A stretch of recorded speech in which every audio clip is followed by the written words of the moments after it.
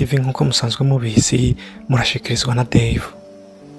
Nkaba nkwibutsa nimba ari ryambere uje kwicano gukanda subscribe, gufungura inzogera kugira ubashe kubana natwe mu biganiro tuzoza turabashikiriza hano.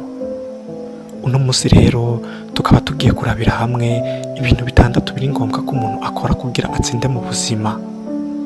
Nimba ubona ko utazi ingene wo kwitwara mu buzima bwo muri no misi bugoye, no guhanura kumvisa kino kiganiro kugeza kirangiye, ndasi neza ko kizogufasha. Rero nk'icambere ubwirizwa guhagarika buno nyene, hagarika kubwira abantu imigambi yawe.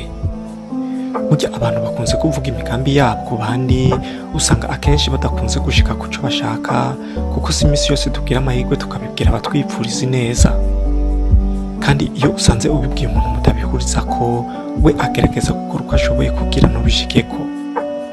Kandi burya mu gihe bigenze uko, uba uriko uriremera abansi benshi mu iterambere ryawe, kandi ndetse ivyo babikora mw'ibanga, kuko nawe ushobora kukubwira ko akugwanya. Ikindi kintu naco nuko iyo uriko uragwana n'umwasi utabona, n'ubundi birangira kutsinze. Rero iyo usangiza abantu imigambi yawe, uba uriko urigirira nabi mu iterambere ryawe bwite. Ibintu vyawe bigumize mw'ibanga, abantu bazobone ingegwaho y'imigambi yawe gusa. Icya kabiri ukwiye gukora, menya igihe cyo guhakana. Aha ndavuga kumenya kuvuga oya. Burya iki kintu kinanira abantu benshi, ariko naco kiri ngombwa cyane mu buzima bwacu. Abantu benshi ntibazi guhakanira abandi kubera gutinya kuvugwa nabi, ariko ukaca usanga umuntu yishize mu bibazo kubera gushaka kunezereza abandi, kandi by'ukuri iyo ahakanye yaba yirinze izo ngorane zose. We umurikirana, tahura neza ko ushaka kwiteza imbere, kandi ushire ineza yawe imbere, ibyo abandi ube vyirengagije ubibonekemwo ari ubufasha ushaka gutanga, canke arico ushaka ko bagufasha. Abantu bakomeye bashira imbere ineza yabo kuruta kunezereza abandi. Guhera ubu rero niwimenyereze guhakanira abantu mu gihe ubona ko guhakana arico coba ciza kuruta. Ica gatatu ukwiye kumenya, fata ingingo kandi wiyemeze kuyigumako.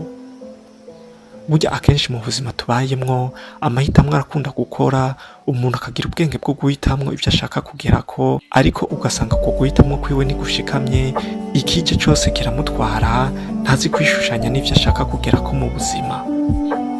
Muntu umurikiye, no gusaba kumenya gufata ingingo kuri buri kintu cose, ntukemere ko ikije cose gitwara attention yawe, focusinga ku ndoto zawe mpaka uzishitseko. Ikindi naco, abantu benshi cyane babura uko babigenza, bagasubira mu byo bahozemwo kera. Ico gihe niwicare umenye gutandukanya itandukaniro riri hagati yaho wavuye naho ushaka kugera, gutyo bizogufasha gufata ingingo yo guhinduka, kandi uzoyigumeko. Icya kane ukwiye kugira, shiramwo ububasha mu mibare yawe. Menya neza gukoresha ubwenge bwawe, ukoresha ivyunguka, ubukoreshe mu kumenya gupanga amagahunda akenewe mu buzima bwawe. Ikindi womenya, nta numwe aroranirwa mu buzima wenyene. Ukeneye ikipe igufasha, igutera intege, kandi igushigikira. Reka kuba wenyene mu buzima, menya neza utahure ko atawigira. Icya gatanu, irinde ibigusamaza, uhe ikibanza ivyumviro vyawe. Umuntu ashaka gutera imbere, biri ngombwa ko yicara ahantu agapfundika imitwe y'uburyo yokemura ibintu bimwe na bimwe mu buzima bwiwe.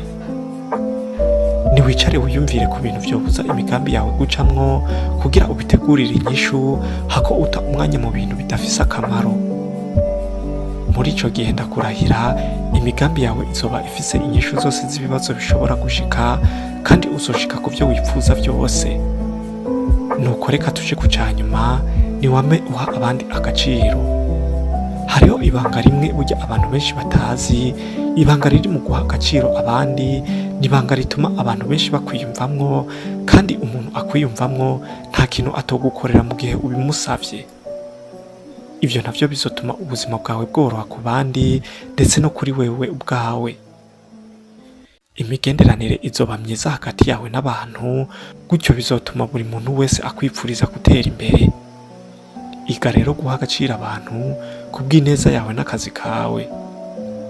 Nuko rero nkaba ndangije nshimira mwebwe mwese mwafashe akanya ko kunkurikirana, nimba iki kiganiro cagushimishije wibuke kufyonda subscribe kugira uzoze urabona ibiganiro nk'ibi, kandi wandike muri commentaire ko vyagufashije kugira abandi baryoherwe n'ibi biganiro.